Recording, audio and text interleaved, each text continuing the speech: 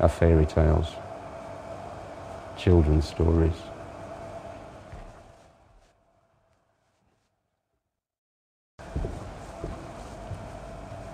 It's only a story. It doesn't explain everything. We haven't got all day to explain everything. One thing though, in the game I said that the person in charge of the kindergarten invented the game one day, invented the idea of private property and started by giving all the toys to one child.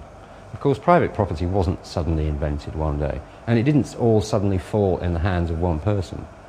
It took a long time. It evolved. If this is the time humans have been around on this planet, then this is about when we invented settled farming and stopped being hunter-gatherers, about 12,000 years ago. Yesterday, really, in fact. So for about 250,000 years, we've been hunter-gatherers, tribal, primitive, nomadic. Hunter-gatherers had private property, personal effects, bead necklaces, favourite flint knives, that sort of thing. Some of it was valuable too. It meant a lot to them. But hunter-gatherers were travellers. They had to follow the herds and the wild game, or actually the vegetation. Since most of their diet was the gathering, not the hunting, they tended to pick an area clean and then move on. Either way, to them, private property was something you had to be able to carry. Small things.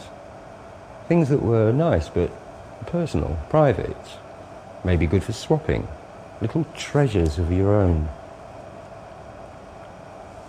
People think the pyramids are ancient. You have no idea how modern, how recent they are in the human story. Hunter-gatherers had no use for monuments and houses and things they couldn't take with them. No point staking claim to a piece of land. For most of the time humans have been on this planet, private property was small items, often beautifully made in gold, but still just portable trinkets. The point is that property existed, but it wasn't an issue. But around 12,000 years ago, farming developed. People stayed put on the land to farm it. And in view of the work they were putting in, they needed to defend it. So the land itself became property. And then it all changed, because private property of land was very definitely an issue, a life or death issue. If you had land, you could live. If you didn't, you'd die. And that's when you got your pyramids and your cities and your Stonehenges and your hill forts. When I made up this kindergarten game, I pretended that private property was suddenly invented. It wasn't. But it suddenly acquired an enormous significance 12,000 years ago that it didn't have before. The agricultural revolution was the beginning of a society that didn't just include the concept of private property. It was actually based on it, built on it, like pyramids are built on the earth. I also lied about all the property being given to one person. It wasn't. Not at first, anyway. So what happened there? The bottom line is, if 10 people start with 10p each, eventually one person will own £1 and 9 people will have nothing. That's how property society works. It's like the game of Monopoly. Eventually one person wins everything and everyone else has nothing. Property society may have been equal when it started off, but it didn't stay equal for very long, and it's never been equal since. Capitalism is a big version of the kindergarten game, but the stakes are a lot higher. Imagine playing Death Monopoly, where the rule was that every player who lost all their houses had to have a bullet in the head. You wouldn't play, would you? Capitalism is like a game of Monopoly with life or death outcomes. And we don't have any choice but to play. Our ideology, that word again, tells us that competition is what makes everything happen. Well, competition is usually what games are about. And it can be lots of fun when it's a game. Cooperative games aren't usually that exciting. But we're talking about amusement, not life and death. Forcing people to play a competitive game where most of the rules are rigged to begin with and the outcomes can be fatal is not funny. It's pretty sick. We think competition runs the world, but all it does is keep us running, often for sheer terror.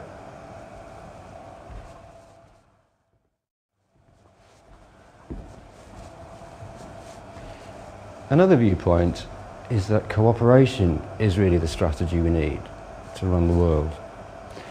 Our ideology says no. But we have to cooperate over the rules, even to play the game of capitalism.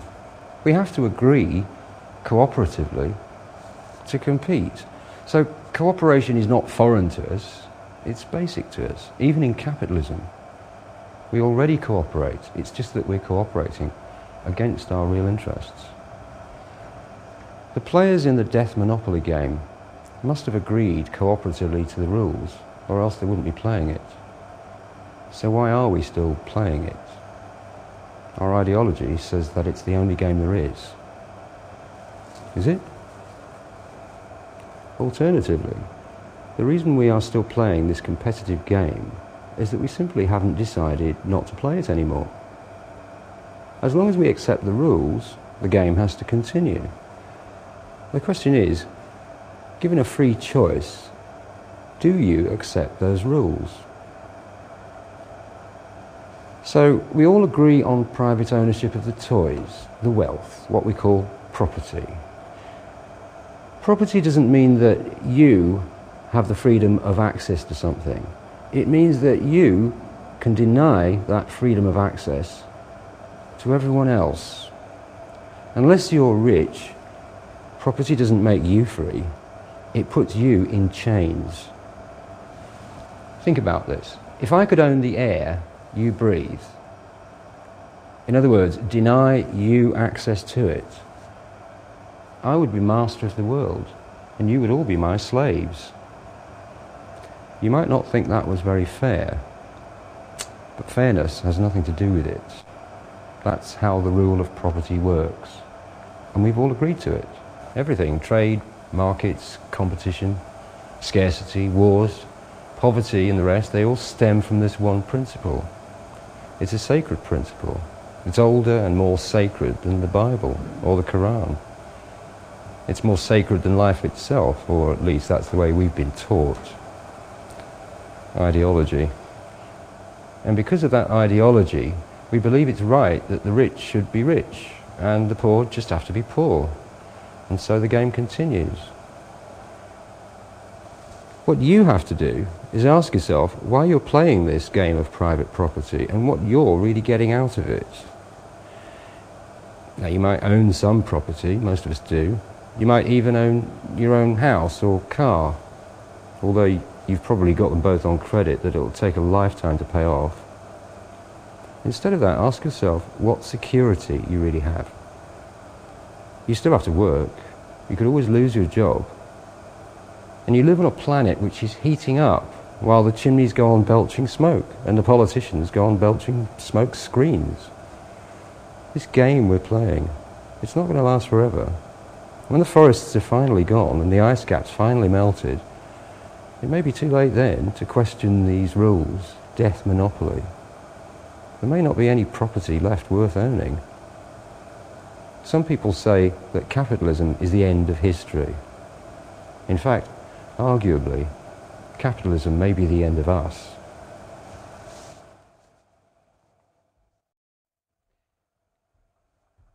So is there an alternative then? If private property is the rule, what happens if you abolish the rule? Capitalism is built on private property. If you abolish one, you have to abolish the other, and everything that's part of it, the whole market system. That's money and banks and insurance and credit and debt and rents and mortgages and loans and wages. This probably sounds like abolishing civilization as you know it. Well, not necessarily. Since most of these things give you nothing but grief and stress, it could also sound like abolishing most of your problems at one stroke. Remember that when Rex was just another kid, he didn't have power over anyone.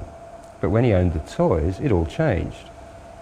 Without private property, there would be no Rex. Property is the basis of power, and power is the basis of all oppression. If you feel oppressed in your life, just ask yourself who it is who has power over you.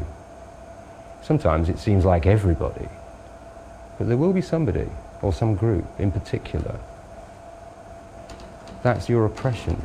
It may not be mine, it may not be your neighbour's, but we all experience it in some way, in some variation.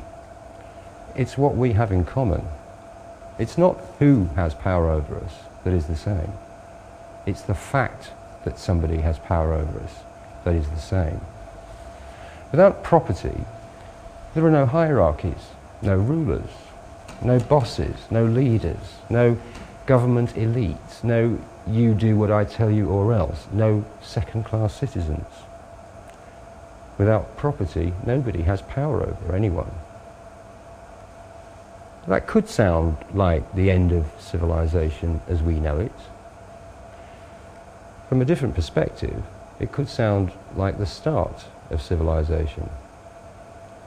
Without private property, there'd be no money for wages, so people would have to work for free. If you weren't being paid anyway, you could choose your job. But why would anyone do anything at all, you ask? Well, why do you do your hobbies? Nobody pays you. People like doing things, especially useful things. And remember, with no bosses, work would be quite a different experience. Of course, you wouldn't want to do your hobby for 60 hours a week. But when you consider the number of money-related occupations in capitalism which would be abolished, there would be an awful lot of people with nothing to do. If they all helped out with useful work, perhaps a post-capitalist society could reduce necessary work to a fraction of what it is today. Perhaps 10 hours a week rather than 30 or 40 or 50. Another thing, without private property, there'd be nothing really to fight over. Wars are always about property or trade routes, getting them or protecting them one way or another. They can pretend it's all about God or freedom or some such thing, but it's dollars that pay for wars and it's dollars that cause them.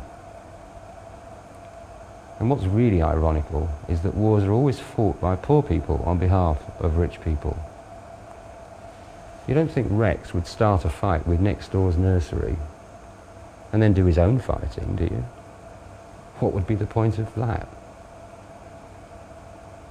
Without property, the only fighting you'd ever be likely to see would be historical reenactment displays.